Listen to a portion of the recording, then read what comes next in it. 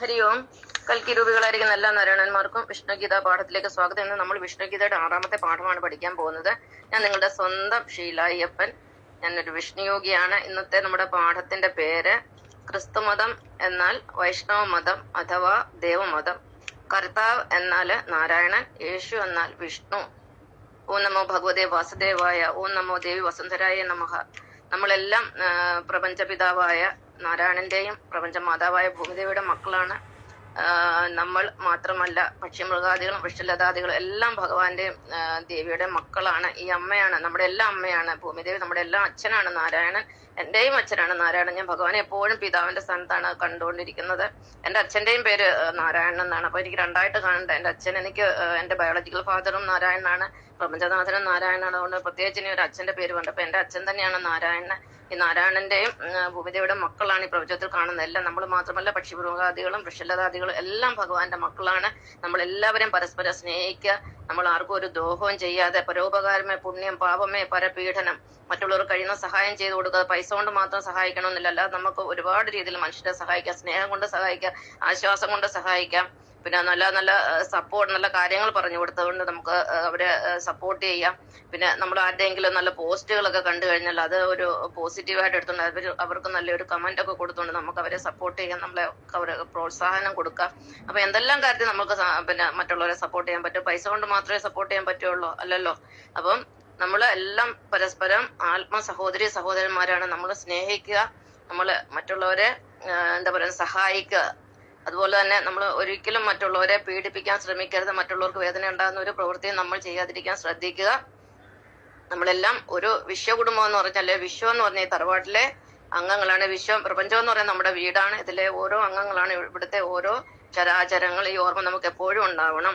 അപ്പൊ ഇത് നമ്മൾ പഠിക്കാൻ പോകുന്ന പാഠം എന്ന് പറയുന്നത് വൈഷ്ണവ സിദ്ധാന്തമാണ്. അതായത് ക്രിസ്തുമതം എന്ന് പറയുന്നത് വൈഷ്ണവ മതം അതോ ദേവമതമാണ്. പിന്നെ യേശുക്രിസ്തു എന്ന് പറയുന്ന വിഷ്ണുവാണ്. കർത്താവ് എന്ന് പറയുന്നത് നാരായണനാണ്. അപ്പൊ നമ്മൾ ഇതിനകത്ത് പ്രധാനപ്പെട്ട പോയിന്റുകൾ, ഏകദേശം ഒരു 13 പോയിന്റുകളാണ് എനിക്ക് ഭഗവാൻ കാണിച്ചു തന്നിരിക്കുന്നത്. വൈഷ്ണവ മതത്തിലെ സിദ്ധാന്തങ്ങളാണ് ക്രിസ്തുമതം ഫോളോ ചെയ്യുന്നത്. ഇത് വൈഷ്ണവരായ ഹിന്ദുക്കൾക്കോ അല്ലെങ്കിൽ മറ്റാർക്കോ അറിയാത്ത സത്യമാണ്. ഇത് ക്രിസ്ത്യാനികൾക്ക് പോലും ഈ സത്യം അറിയില്ല. ഇത്രയും 2025 വർഷമായി കർത്താവായ യേശുക്രിസ്തു ഇവിടെ ജന്മം എടുത്തിട്ട് ഇവർ വൈഷ്ണവരാണെന്നുള്ള സത്യം ഇവർക്ക് ആർക്കും അറിയില്ല. അതാണ് ഞാൻ പറയാൻ പോകുന്നത്. അപ്പം വൈഷ്ണവ സിദ്ധാന്തം എന്താണെന്ന് നോക്കാം. ഒന്നാമത്തേത്, വൈഷ്ണവ സിദ്ധാന്തത്തിൽ ആദ്യത്തെ പോയിന്റ് എന്ന് പറഞ്ഞാൽ സ്നേഹമാണ്. സ്നേഹത്തിന് നമ്മൾ പ്രേമം എന്ന് പറയും. എല്ലാവരും സ്നേഹിക്കുക, ഒന്നും പ്രതീക്ഷിക്കാൻ നമ്മൾ സ്നേഹിക്കുക എന്നുള്ളതാണ്. ഇപ്പൊ ഞാൻ തന്നെ നിങ്ങൾക്കറിയാലോ, കഴിഞ്ഞ ഒരു 174 ദിവസമായിട്ട് തുടർച്ചയായിട്ട് പോസ്റ്റുകൾ ഇടുകയാണ്. 1200 പോസ്റ്റുകളിൽ കൂടുതൽ, അല്ലെങ്കിൽ വീഡിയോസ്, റീൽസ് എല്ലാം കൂടെ ആയിട്ടുണ്ട്. ഇത് ഞാൻ എന്തിനു വേണ്ടി ഇടുന്നത്? പിന്നെ എനിക്ക് എന്തെങ്കിലും കിട്ടാനാണോ? ഞാൻ ആരോടും ഇതുവരെ സബ്സ്ക്രിപ്ഷനോ കമന്റോ ലൈക്കോ ഷെയറോ ഒന്നും ചോദിച്ചിട്ടില്ല. ഇത് ഞാൻ നിങ്ങളോട് സ്നേഹമുള്ളത് കൊണ്ടാണ്. കാരണം എനിക്ക് ഒരുപാട് ആത്മജ്ഞാനം ഭഗവാൻ പകർന്നു തന്നിട്ട്, നമ്മുടെ പിതാവായ നാരായണൻ എനിക്ക് ഒരുപാട് അറിവുകൾ പകർന്നു തന്നിട്ടുണ്ട്. അത് ഞാൻ നിങ്ങൾക്ക് പറഞ്ഞു തരാൻ വേണ്ടിയാണ് ഞാൻ ഈ കഷ്ടപ്പെടുന്ന. ഒരുപാട് കഷ്ടപ്പാടുകൾ ഇതിന്റെ പിന്നിലുണ്ട്. കാരണം എന്റെ ഡ്യൂട്ടി ടൈം എന്ന് പറഞ്ഞാൽ 24 മണിക്കൂറാണെങ്കിലും ഫുഡൊക്കെ ഉണ്ടാക്കാൻ ഏകദേശം ഒരു 5-6 മണിക്കൂറും, ഇവിടുത്തെ കാര്യങ്ങളെല്ലാം കൂടെ നോക്കാൻ കൂടി വന്നാൽ ഒരു 8 മണിക്കൂർ. അതിൽ കൂടുതൽ എനിക്ക് ജോലിയില്ല. ബാക്കിയുള്ള 16 മണിക്കൂറിൽ ഞാനൊരു 12 മണിക്കൂറും എനിക്ക് തോന്നിയ റീൽസിന്റെ പുറകെ പോകുന്നത്. കാരണം ഒരുപാട് കാര്യങ്ങൾ ഇതിൽ എനിക്ക് ചെയ്തു തീർക്കാനുണ്ട്. അപ്പം ഇതെല്ലാം ചെയ്യുന്ന എന്തുകൊണ്ടാണ്? സ്നേഹമുള്ളത് കൊണ്ടാണ്, മറ്റൊന്നുമല്ല. അല്ലെ എനിക്ക് എന്താ ഇത് ചെയ്തിട്ട് എന്തെങ്കിലും കിട്ടാനുണ്ടോ? ഒന്നും കിട്ടാനില്ല. എനിക്ക് വേറെ പണി നോക്കിക്കൂടെ. പക്ഷെ അതല്ല. അപ്പം ഭഗവാൻ എനിക്ക് പറഞ്ഞിരിക്കുന്ന അറിവ് ഇത് മറ്റൊരാൾക്ക് പറഞ്ഞു കൊടുക്കാൻ പറ്റത്തില്ല. അത് കാരണം ഞാൻ നിങ്ങളോട് സ്നേഹമുള്ളത് കൊണ്ടാണ് ഞാനിത് ചെയ്യുന്നത്. അപ്പൊ വൈഷ്ണവ സിദ്ധാന്തത്തിലെ ആദ്യത്തെ പോയിന്റ് എന്ന് പറയുന്നത് സ്നേഹമാണ്. സ്നേഹമാണ് അഖിലസാര മൊഴിയിൽ എന്ന് കുമാരനാശം പാടിയതൊക്കെ നമുക്കറിയാമല്ലോ. സ്നേഹം അല്ലെങ്കിൽ പ്രേമം. നിന്നെ പോലെ നിന്റെ ആൾക്കാരനെ സ്നേഹിക്കുക, അതാണ് യഥാർത്ഥ സ്നേഹം. രണ്ടാമത്തെ ഭക്തി അഥവാ വിശ്വാസം. വൈഷ്ണവ മതത്തിലെ ഭക്തിക്ക് പ്രാധാന്യമുണ്ട്. അതായത് ദൈവത്തിനോട് അടുക്കാനാണ് നമ്മൾ ഭക്തി അഥവാ വിശ്വാസം കൊണ്ട് നടക്കുന്നത്. വിശ്വാസവും ഭക്തി ഏകദേശം ഒരു മീനിങ് ആണെങ്കിൽ അതിൽ ഒരുപാട് വ്യത്യാസമുണ്ട്. ഇതിനെ കുറിച്ചൊക്കെ ഞാൻ നേരത്തെ പറഞ്ഞിട്ടുണ്ട്. കൂടുതൽ ഡീറ്റെയിൽസ് ആയിട്ട് ഇപ്പം പോകുന്നില്ല. ഭക്തി എന്ന് പറഞ്ഞാൽ ഈശ്വരനുള്ള പ്രേമമാണ്. അത് ക്രിസ്തുമതത്തിൽ നമുക്ക് ഉടനീളം കാണാം. മറ്റുള്ള ഒരു മതത്തിലില്ലാത്ത അത്രയും ഈശ്വര ഭക്തിയും വിശ്വാസവും ഉള്ളവരാണ് ക്രിസ്ത്യാനികള്. ഇത് വൈഷ്ണവ മതത്തിന്റെ ആചാരമാണ്. ഭക്തി ഉണ്ടായിരിക്കുക. വൈഷ്ണവരുടെ ഗ്രന്ഥങ്ങളാണ് രാമായണവും മഹാഭാഗവതവും. അതിനകത്തെല്ലാം നമ്മൾ നോക്കിക്കഴിഞ്ഞാൽ നമുക്ക് അതിനകത്ത് സ്നേഹത്തെക്കുറിച്ചും ഭക്തിയെക്കുറിച്ചും ഒക്കെയാണ് നമുക്ക് പഠിക്കാൻ സാധിക്കുന്നത്. പിന്നെ പുതിയ നിയമം എടുത്ത് വായിച്ചാലും യേശുക്രിസ്തുവിന്റെ സ്നേഹമാണ് നമുക്ക് അതിലെല്ലാം കാണുന്നത്. അത് തന്നെയാണ് ഭക്തിയും. സ്നേഹത്തിന്റെ മറ്റൊരു പരിഭാഷയാണ് ഭക്തി അഥവാ വിശ്വാസം. അതാണ് രണ്ടാമത്തെ പോയിന്റ്. മൂന്നാമത്തെ പോയിന്റ് എന്ന് പറഞ്ഞാൽ പ്രാർത്ഥന. ദേവന്മാർ പ്രാർത്ഥന വളരെ അത്യാവശ്യമാണ്. അവര് പ്രാർത്ഥന മുടങ്ങാതെ ചെയ്യുന്നുണ്ട്. പ്രത്യേകിച്ച് മിക്ക ക്രിസ്ത്യാനികളും സൺഡേയിൽ അല്ലെങ്കിൽ ഞായറാഴ്ച പള്ളിയിൽ പോവുകയും പ്രാർത്ഥിക്കുകയൊക്കെ ചെയ്യുന്ന അറിയാം. അവർ ഏതൊരു കാര്യം തുടങ്ങണമെങ്കിലും പ്രാർത്ഥനയിൽ കൂടിയാണ് തുടങ്ങുന്നത്. എനിക്കൊരു കഴിഞ്ഞ ഒരു 62.5 വർഷമായിട്ട് ക്രിസ്തുമതമായിട്ട് ബന്ധമുണ്ട്. ക്രിസ്തുമതത്തിൽ എനിക്കൊരു വിവാഹം നടന്നു. അതിലൊരു പുത്രൻ ഇപ്പോഴും ഉണ്ട്. അതുപോലെ പിന്നെ ഇപ്പോഴും ഞാൻ ജോലി ചെയ്യുന്ന ഒരു ക്രിസ്തീയ തറവാടിന് വേണ്ടിയാണ്. ഇവിടുത്തെ ഒരു അമ്മയാണ് ഞാൻ നോക്കുന്നത്. 4 വർഷമായിട്ട് ഈ അമ്മയുടെ കൂടെയാണ്. എൻ്റെ സ്വന്തം അമ്മയെക്കാട്ടിലും 100 ഇരട്ടി നന്മയുള്ള ഒരു അമ്മയാണ് ഈ അമ്മ.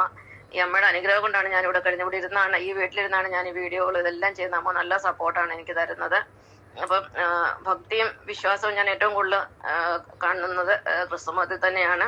അപ്പം പ്രാർത്ഥന വളരെ അത്യാവശ്യമാണ് ക്രിസ്തുമതത്തില്. അതുപോലെ തന്നെ വൈഷ്ണവമതത്തിൽ പ്രാർത്ഥന അത്യാവശ്യമാണ്.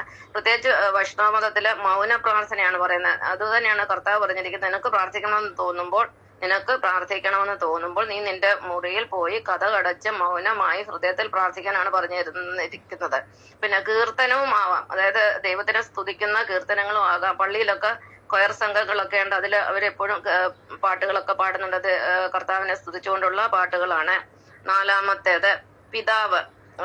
വിഷ്ണുവിനെ അല്ലെങ്കിൽ പിതാവിനെയാണ് പ്രധാനമായിട്ടും യേശുക്രിസ്തുവിൽ കൂടി ആരാധിക്കുന്നത്. പിതാവ് എന്ന് പറയുന്നത് പ്രപഞ്ചനാഥനായ നാരായണന്.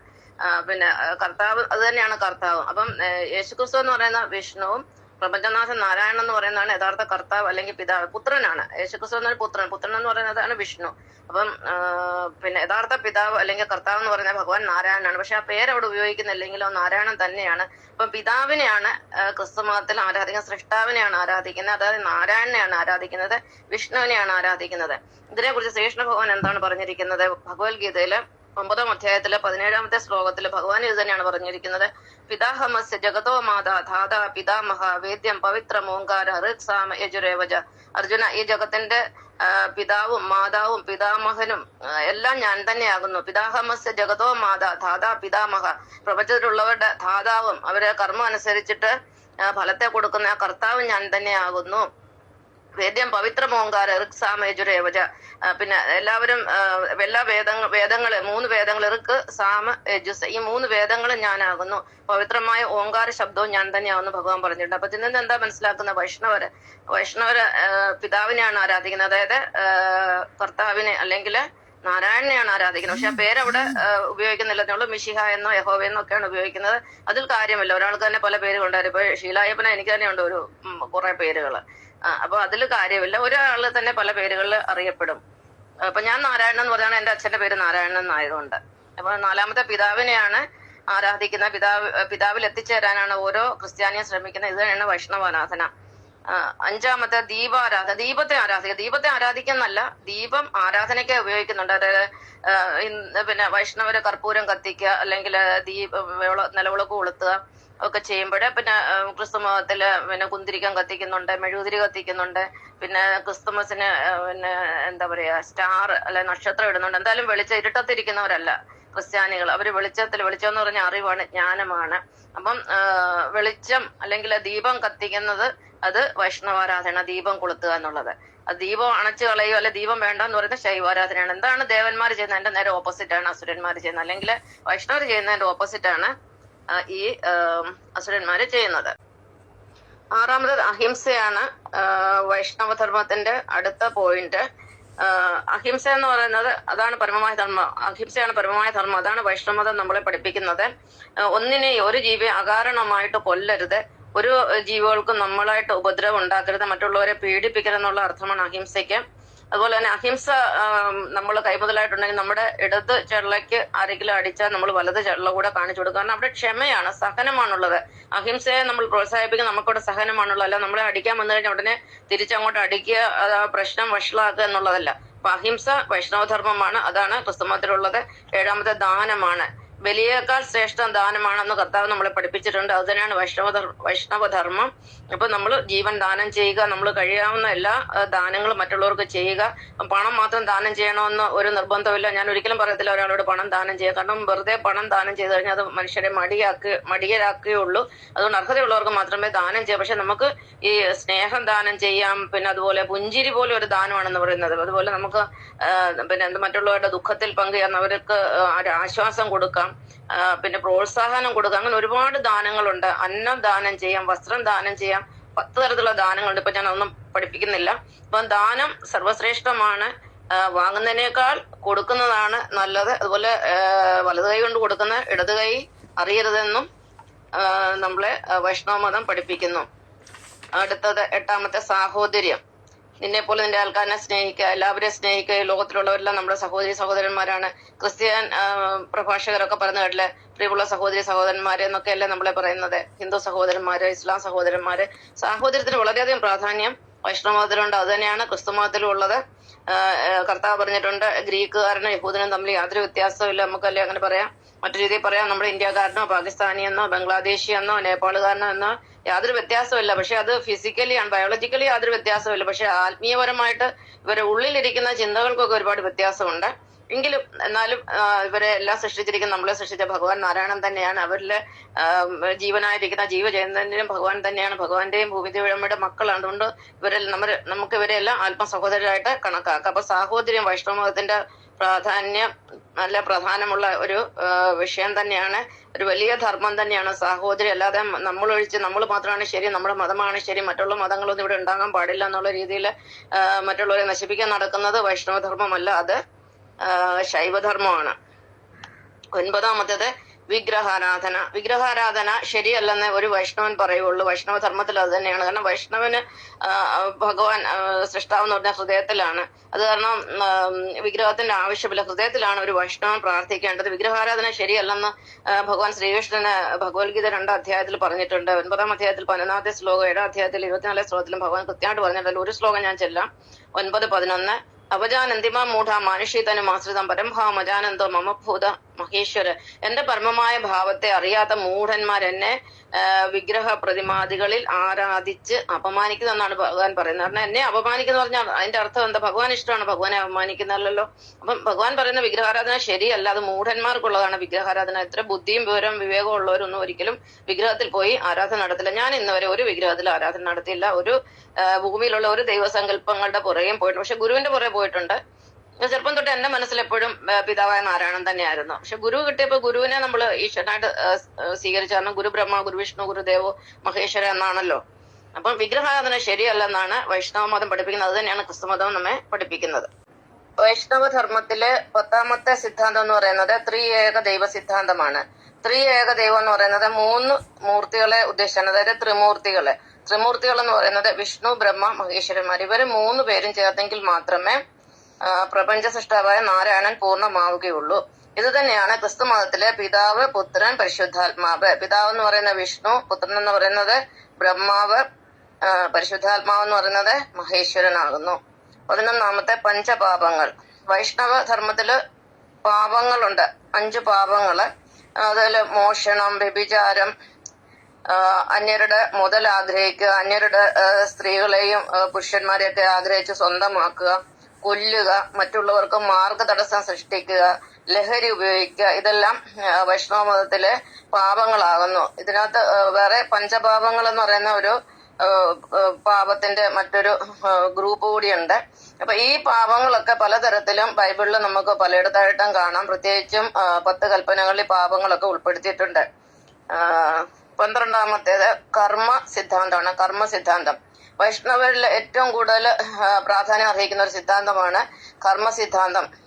ഭഗവത്ഗീത നമ്മൾ നോക്കിക്കഴിഞ്ഞാൽ കർമ്മത്തെ കുറിച്ച് പ്രതിപാദിക്കുന്ന ഒരു അധ്യായം തന്നെയാണ്. 3ാമത്തെ അധ്യായമാണ് കർമ്മയോഗം എന്ന് പറയുന്നത്. അപ്പൊ എപ്പോഴും കർമ്മം ചെയ്തുകൊണ്ടിരിക്കണം, ഒരു മടിയും കൂടാതെ നമ്മൾ ആത്മാർത്ഥമായി സത്യസന്ധമായിട്ടും കർമ്മം ചെയ്തുകൊണ്ടിരിക്കണം.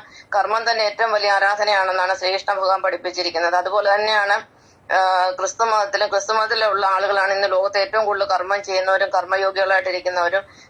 അച്ഛന്മാരും മറ്റു പുരോഹിതന്മാരും സന്യാസിനിമാരും ഒക്കെ എല്ലാ മേഖലകളിലും ജോലി ചെയ്യുന്നുണ്ട്. ലോകത്തിന്റെ നാനാഭാഗത്തും ആതുര സേവന രംഗത്തെല്ലാം ധാരാളം ക്രിസ്ത്യൻ പുരോഹിതരും മറ്റുള്ള ക്രിസ്തുമതത്തിൽപ്പെട്ട ആളുകളൊക്കെ കർമ്മം അനുഷ്ഠിക്കുന്നുണ്ട്.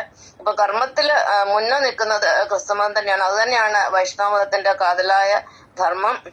അതിന്റെ കർമ്മത്തിനെ കുറിച്ച് ഭഗവാൻ കൃഷ്ണന് ഭഗവത്ഗീത 2-ാം അധ്യായത്തില് സാഖ്യയോഗത്തില് 47-ാമത്തെ ശ്ലോകത്തിൽ പറയുന്ന കർമ്മണ്യേവ അധികാരസ്തി മാ ഫലേഷു കഥാചന മാ കർമ്മഫലഹേതുർഭൂ മാതേ സങ്കോസ്യ കർമ്മണി. അർജുന, നിനക്ക് കർമ്മം ചെയ്യാനുള്ള അധികാരം മാത്രമേ ഉള്ളൂ. നീ അതിന്റെ ഫലത്തെക്കുറിച്ച് ചിന്തിക്കരുത്. പിന്നെ ഫലം തനിയെ വന്നുകൊള്ളും. അപ്പം അതിന്റെ അർത്ഥം നമ്മൾ കർമ്മം ഇരിക്കരുത് എന്നല്ല. അപ്പൊ നിനക്ക് ഫലത്തിൽ നീ ആകർഷണാകരുത്. നീ ഫലത്തെക്കുറിച്ച് ചിന്തിക്കരുത്. ഫലം ഇച്ഛിക്കാതെ നീ ആത്മാർത്ഥമായിട്ടും സത്യസന്ധമായിട്ടും കർമ്മം ചെയ്യുക. നിനക്ക് കർമ്മത്തിന്റെ ഫലത്തിൽ ഒരു അധികാരവുമില്ല. അതിന്റെ അർത്ഥം നീ കർമ്മം ചെയ്യാതെ അടങ്ങിയിരിക്കരുത്. അല്ലെങ്കിൽ ഈ കർമ്മ സിദ്ധാന്തം കേട്ട് കഴിഞ്ഞ് ഫലം കിട്ടത്തില്ലെങ്കിൽ അതിന്റെ അർത്ഥം കർമ്മം ചെയ്യാതെ അടങ്ങിയിരിക്കുക എന്നല്ല. നമ്മൾ ഫലം കിട്ടിയാലും ഇല്ലെങ്കിലും നമ്മൾ കർമ്മം ചെയ്തുകൊണ്ടേ ഇരിക്കുക. അതുകൊണ്ടാണ് ഒരു വിഷ്ണുയോഗ്യ ഞാൻ ഈ ഫേസ്ബുക്കിലും പിന്നെ ഈ യൂട്യൂബിലും ഒക്കെ ഇത്രയും നാൾ 11 വർഷത്തോളം ഫേസ്ബുക്കിൽ ഞാൻ പോസ്റ്റുകൾ എഴുതി ഒരു ഫലവും നമ്മൾ പ്രതീക്ഷിച്ചല്ല എഴുതിയത്. നമ്മുടെ പോസ്റ്റുകൾക്കൊന്നും അധികം റീച്ച് അന്നും ഇല്ല ഇന്നും ഇല്ല. കാരണം ആത്മീയ കാര്യത്തിൽ ആർക്കും താല്പര്യമില്ല. ഇപ്പോഴാണ് യൂട്യൂബിൽ 1000-ലധികം വീഡിയോസ് ഒക്കെ ഇട്ടിട്ടുണ്ട്. ഇതിന്റെ റീച്ചൊക്കെ വളരെ കുറവാണ്. നമ്മളത് ആഗ്രഹിക്കുന്നില്ല. നമ്മൾക്ക് കർമ്മം ചെയ്യാനുള്ള അധികാരമേ ഉള്ളൂ. ഫലത്തിൽ നമുക്ക് അധികാരമില്ല. അതാണ് കർമ്മസിദ്ധാന്തം പഠിപ്പിക്കുന്നത്. അപ്പൊ ആത്മാർത്ഥമായിട്ട് സത്യസന്ധമായിട്ട് നമ്മൾ നമ്മുടെ കർമ്മം ചെയ്യാനാണ് വൈഷ്ണവ മതം നമ്മളെ പഠിപ്പിക്കുന്നത്. അതുപോലെ തന്നെ അത് തന്നെയാണ് ക്രിസ്തുമതത്തിൽ നമ്മൾ ഉടനീളം കാണുന്നത്. ക്രിസ്ത്യാനികളെല്ലാം നല്ല കർമ്മയോഗികളാണ് ഭൂരിപക്ഷ ആളുകളും. 13-ാമത്തെ അവസാനത്തെ വൈഷ്ണവ ധർമ്മം എന്ന് പറയുന്നത് ഒരു മനുഷ്യന്റെ അല്ലെ ഒരു വൈഷ്ണവന്റെ അന്തിമ ലക്ഷ്യം എന്ന് പറയുന്നത് സ്വർഗപ്രാപ്തിയാണ്. അതായത് വിഷ്ണു ലോകം പ്രാപിക്കുക എന്നതാണ്. വിഷ്ണുവാണ് യഥാർത്ഥ ദൈവം എന്നുള്ളതുകൊണ്ടാണ് ഹിന്ദുമതത്തിലെ ആൾക്കാർ പറയുന്നത് വിഷ്ണു ലോകം പോവുക അല്ലെ വിഷ്ണുപാദം പോവുക. ആരും ശിവപാദം പോവുക ഇന്നുവരെ എഴുതി കാണിച്ചിട്ടില്ല, അല്ലെ പറഞ്ഞു കേട്ടിട്ടില്ല. അപ്പം ഒരു വൈഷ്ണവന്റെ അന്തിമ ലക്ഷ്യം എന്ന് പറഞ്ഞാൽ സ്വർഗപ്രാപ്തിയാണ്. വൈഷ്ണവർ എന്ന് പറഞ്ഞാൽ ദേവന്മാരാണ്. അവർക്ക് ഓട്ടോമാറ്റിക്കലായിട്ട് സ്വർഗം കിട്ടിയിരിക്കും. അപ്പൊ മുക്തി അഥവാ വിടുതല് അതും ഒരു വൈഷ്ണവന്റെ അന്തിമ ലക്ഷ്യമാണ്. അപ്പൊ അത് ബൈബിളിൽ കൃത്യമായിട്ട് പറയുന്നുണ്ട്. ഈ പ്രാർത്ഥനയിൽ കൂടെയും നമ്മുടെ ഓരോ കർമ്മത്തിൽ കൂടെയും നമ്മൾ മുക്തിയുള്ളവരായി മാറും, അല്ലെ വിടുതലുള്ളവരായിട്ട് മാറും. അപ്പൊ ഓരോ വൈഷ്ണവന്റെയും അന്തിമ ലക്ഷ്യം വിഷ്ണുലോകം പ്രാപിക്കുക എന്നതാണ്. അത് തന്നെ ക്രിസ്തുമതത്തിന്റെ ലക്ഷ്യം. ദേവലോകം പ്രാപിക്കുക, അല്ലെ ദൈവത്തിൽ അഭയം പ്രാപിക്കുക, സ്വർഗം നേടുക, ദൈവത്തോടുകൂടി ഒന്നാകുക. ഇതൊക്കെയാണ് ഓരോ ക്രിസ്ത്യാനിയുടെ അല്ലെ ക്രിസ്തുമതത്തിലുള്ള ഓരോരുത്തരുടെയും ലക്ഷ്യം. അപ്പൊ ഇത് രണ്ടും സൂചിപ്പിക്കുന്ന വൈഷ്ണവ മതം തന്നെയാണ് ക്രിസ്തുമതം. ഇതാണ് ഇന്നത്തെ പാഠം. നന്ദി, നമസ്കാരം.